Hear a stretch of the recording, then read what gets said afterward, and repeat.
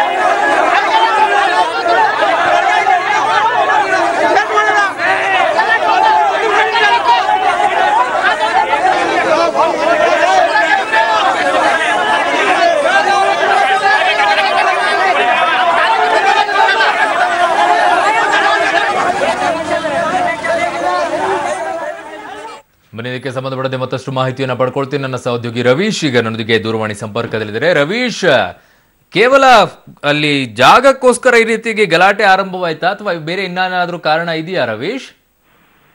ಅರುಣ್, ಇದು ಬೇಗೂರು ಸರ್ಕಾರಿ ಹಿರಿಯ ಪ್ರಾಥಮಿಕ ಶಾಲೆಯಲ್ಲಿ ಒಟ್ಟು 3 ಗತೆಗಡೆಗಳನ್ನು ಸ್ಥಾಪಿಸಲಾಗಿದೆ. ಆ ಒಂದು ಶಾಲೆಯಲ್ಲಿ ಈ ಒಂದು ಸಂದರ್ಭದಲ್ಲಿ ಕಾಂಗ್ರೆಸ್ನ ಕಾರ್ಯಕರ್ತರು 100 ಮೀಟರ್ ಒಳಗಡೆ ಹೋಗಿದ್ದಾರೆ. ಅದಕ್ಕೆ ನಮಗೂ ಕೂಡ ಅವಕಾಶ ಕೊಡಬೇಕು ಅಂತ ಕೂಡ ಬಿಜೆಪಿ ಕಾರ್ಯಕರ್ತರು ಒಂದು ಗಲಾಟೆಯನ್ನು ಮಾಡಿದ್ರು. ಅಂದ್ರೆ ನೀವು 100 ಮೀಟರ್ ಒಳಗಡೆ ಏನಕ್ಕೆ ಹೋಗಿದ್ದೀರಾ, ನಾವು ಕೂಡ ಬರ್ತೀವಿ ಅಂತ ಕೂಡ ಆ ಸಮಯದಲ್ಲಿ ಕಾರ್ಯಕರ್ತರು ಒಳನುಗ್ಗಿದ್ರು. ಈ ಒಂದು ಸಂದರ್ಭದಲ್ಲಿ ಕಾಂಗ್ರೆಸ್ ಮತ್ತೆ ಬಿಜೆಪಿ ಕಾರ್ಯಕರ್ತರ ನಡುವೆ ಸಖತ್ ಗಲಾಟೆ ಆಯಿತು. ಅದ್ರ ಜೊತೆಗೆ ಕೈ ಮಿಲಾಯಿಸುವ ಹಂತಕ್ಕೂ ಕೂಡ ತಲುಪ್ತು. ಹಾಗಾಗಿ ಇದು ಒಂದು ಸೂಕ್ಷ್ಮ ಒಂದು ಮತಗಟ್ಟೆ ಅಂತ ಕೂಡ ಈಗಾಗಲೇ ಪರಿಗಣಿಸಲಾಗಿದೆ. ಹಾಗಾಗಿ ಇಲ್ಲಿ ಅರಸೇನಾ ಪಡೆ ಮತ್ತೆ ಹೆಚ್ಚಿನ ಪೊಲೀಸ್ ಭದ್ರತೆ ಕೂಡ ವ್ಯವಸ್ಥೆ ಮಾಡಲಾಗಿದೆ. ಅಂದ್ರೆ ಇದು ಹೈವೇ ರೋಡ್ ಅಲ್ಲಿ ಬರ್ತಕ್ಕಂತಹ ಒಂದು ಮತಗಟ್ಟೆ ಆಗಿರೋದ್ರಿಂದ ಇಲ್ಲಿ ಸಾಕಷ್ಟು ಇದಾಗಬಹುದು ಅನ್ನೋದು, ಗಲಾಟೆ ಆಗ್ಬಹುದು ಅನ್ನೋ ದೃಷ್ಟಿಯಿಂದ ಕೂಡ ಮುನ್ನೆಚ್ಚರಿಕಾ ಕ್ರಮವಾಗಿ ಇಲ್ಲಿ ಸ್ಥಳದಲ್ಲಿ ಅರಸೇನಾ ಪಡೆಯನ್ನು ಕೂಡ ನಿಯೋಜಿಸಲಾಗಿದೆ. ಹಾಗಾಗಿ ತಕ್ಷಣಕ್ಕೆ ಬಂದಂತಹ ಅರಸೇನಾ ಪಡೆ ಮತ್ತೆ ಪೊಲೀಸರು ಆ ಒಂದು 2 ಕಾರ್ಯಕರ್ತರನ್ನ ಕೂಡ ಸಮಾಧಾನ ಪಡಿಸಿ ಅವರನ್ನ ಈ ಒಂದು 100 ಮೀಟರ್ ಇಂದ ಹೊರಗಡೆ ಕಳಿಸುವಂತಹ ಪ್ರಯತ್ನ ಕೂಡ ಮಾಡಿದ್ರು. ಈಗ ಕಾರ್ಯಕರ್ತರನ್ನ ಕೂಡ ಚದುರಿಸಿದ್ದಾರೆ.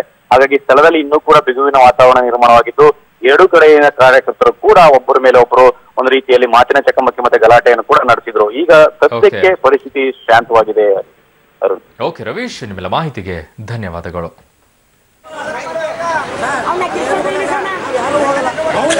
Hey,